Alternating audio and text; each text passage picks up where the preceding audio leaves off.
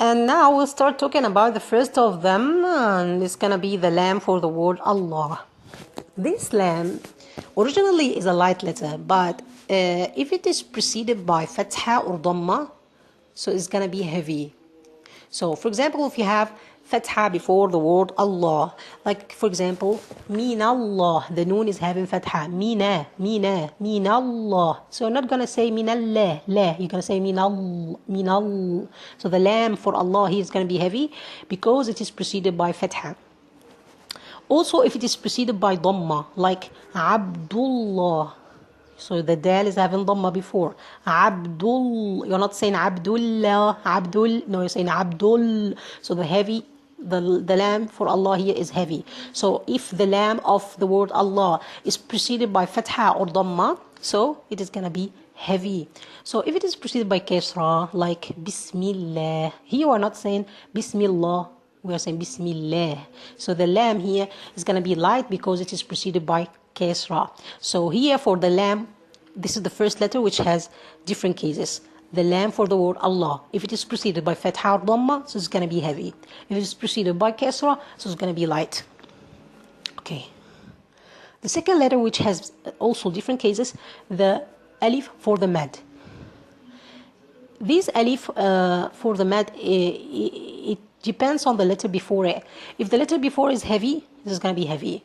If the letter before it is light, the letter itself, not the movement, no, the letter itself. I mean, if we have, for example, the word qala, here we have alif for the mad in the middle. It is preceded by a heavy letter, which is the letter qaf. So this alif is going to be also heavy. Qa, you are saying you're not saying you're saying and that is because the letter because of the letter subhanallah, the letter before the alif is heavy. Qal. But when you say can, here we have the alif for the mad, but it's preceded by a light letter, which is the kaf. In this case, the alif is going to be light too. So it depends on the letter before. If you have a heavy letter before, so the alif is going to be heavy. If you have a light letter before, so the alif is going to be light. On the word can, it's preceded as a. It is not preceded as like qal. No, it's preceded as ka, can. Okay? So that is the second letter we have, which is the alif for the mad. It depends on the letter before. If the letter before it is heavy, so it is going to be heavy. If the letter before it is light, so it's going to be light. The last letter we'll be having now is the letter Ra. And this letter will be having many cases. It needs a special lesson for itself. So we'll be taking it separately, inshallah, for the next lesson. But we have to know for now just one case of it, which is when we have the Ra as having fatha or dhamma, so the Ra will be it's gonna be heavy. When you say, for example, kafaru, shouldn't say kafaru. We should have to say kafaru, lifting the tongue from the back, as I told you, kafaru, ru. So that is because the ra is having dhamma. When you have a fatha, we have fatha on it. Rabbana, you say Rabbana, you're not saying Rabbana ra, you're saying ra because the ra is having fatha. And the last case, when the ra is having kasra, this is going to be light. When you say rih, for example, you're not saying rih, no, you're saying ri. It's very light, you see.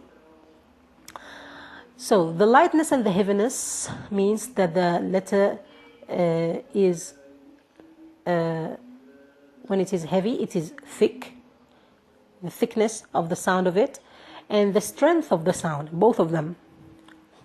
That's what we meant by heavy. Okay, heavy means that the letter is thick and filling the mouth. Okay, like when you say ta, you feel that the ta is filling your mouth, and at the same time the sound of it is more strong than the ta. When you say ta, you see how it is very weak. When you say light, we means the weakness. We means the weakness of the letter. This letter is light means the letter is weak. The sound of it is weak. When you say te, you see how it is very light? It is very weak. Te. Okay? So it is very weak, and the sound of it is not of the same strength of the heavy letters.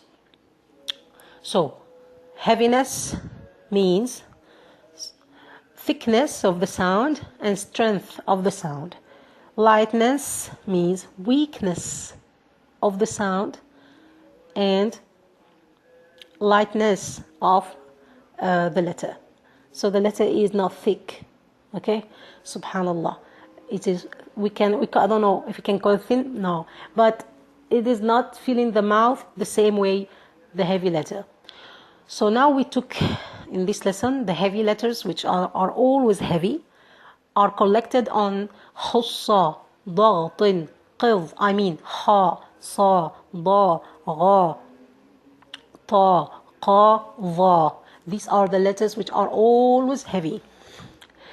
And we took the letters which are sometimes heavy, sometimes not. The lam for the word Allah. And then we took the alif for the mad. And the last one we took is the ra. And we took only one case of it, which is when it is having fatha and dhamma and kesra. And as I told you, still we have many cases for the ra. It will be started by itself. And the rest of the letters, except for these letters, the heavy letters and the letters which are sometimes heavy, sometimes not, is going to be light. Your homework now is to search for these heavy letters starting Surah An-Nas till Surah Al-Duha, heavy letters, and the letters which are sometimes heavy, sometimes not, except for the ra, because we'll be studying the ra by itself. جزاكم الله خيرا. سبحانك اللهم وبحمدك أشهد أن لا إله إلا أنت أستغفرك وأتوب إليك.